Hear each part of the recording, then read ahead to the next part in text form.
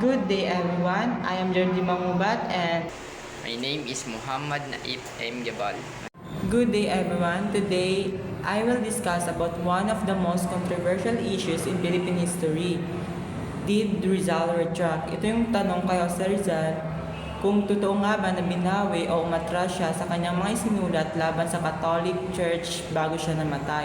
So anyway, kilalanin muna natin kung sino si Jose Rizal. Jose Rizal is identified as a hero of the revolution for his writings that center on ending colonialism and liberating Filipino mans to contribute to creating the Filipino nation. The great volume of Rizal's life work was committed to this end, particularly the more influential ones Noli Me Tangere and El Filibusterismo. Si Jose Rizal ay kinikilalang hero ng revolution dahil sa kanyang mga isinulat na El Filibusterismo and Noli Me Tangere. His essay vilified not the Catholic religion but the friars, the main agent of injustice in the Philippine society. It is understandable na kapag may lumabas na sulat si Rizal na binawi niya lahat na isinulat niya laban sa mga praile at sa Catholic Church. Malaking damage ito sa image niya bilang isang prominenteng Filipino revolutionary. Meron daw existing na dokumento at sinasabing pinirmahan ni Rizal ilang oras bago siya barilin. Ang tawag dito ay the retraction. Dito, ipinapakita raw na si Rizal ay bumalik sa pananampalatayang Katoliko at binawi lahat ng isinulat niya laban sa simbahan.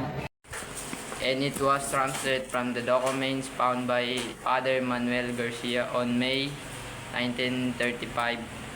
So ito babasahin natin. Titignan natin sa primary sources and Rizal retraction. I declare myself a Catholic in this religion in which I was born and educated. I wish to live and die. I retract with all my heart whatever in my words, writing, publication, and conduct has been contrary to my characters as son of the Catholic Church. I believe and confess whatever she teaches, and I submit to whatever she demands.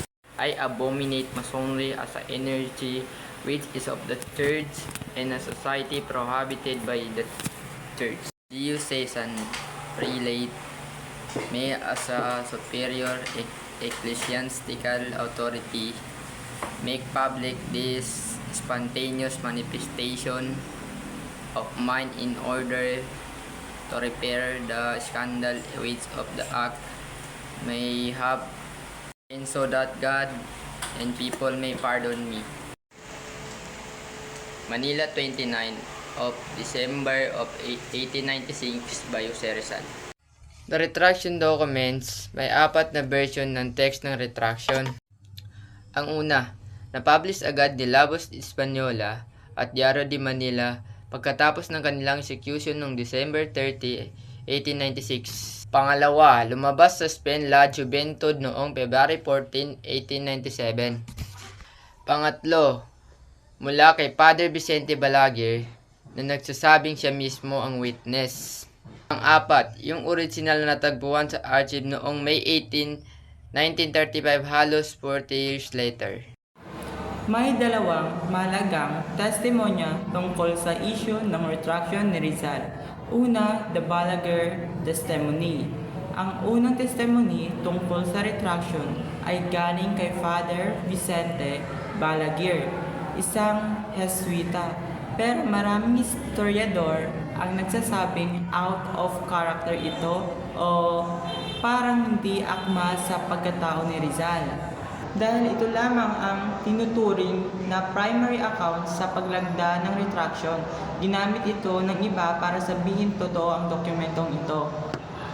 Pangalawa is yung The Testimony of Cuerpo de Valencia. Isang bagong ebidensya naman ang lumitaw noong 2016. Sa pananalisik ni Professor Rene R. Escalante, natuklasan niya ang mga dokumento ng Cuerpo de Valencia, isang unit ng mga Kastila na nagbabantay sa mga preso.